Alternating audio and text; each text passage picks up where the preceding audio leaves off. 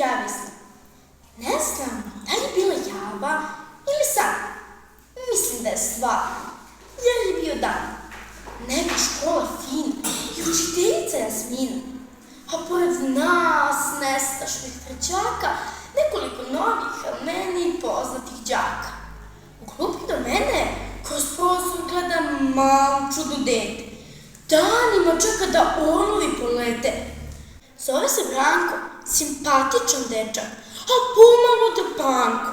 Na kolenu levom zakrpuje, a knjige nosi u kajšanu. Odmah iza Veljka češka se stalno olovkom po glavi neki Antić Mika. Traži, kaže, čupere plavi.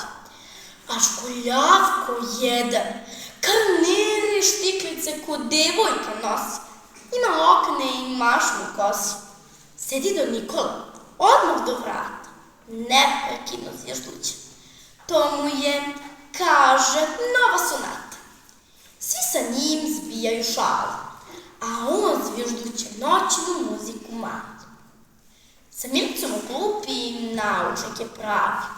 Svakakve joj oglede izvodi po glavi. I učiteljica je već strpljenje izgubila. Sve češće vikne, pucketamo i svetlimo, prestani Nikola. I tako je u novom okruženju. Pitam se da sam u svom odeljenju i ne znam da li san java, čini se budno sama dušom spava. I ne znam koja sve na ovoj slici što u školskom holu visi. Da li je to generacija moja ili Milani Pavlović Barili razila se boja.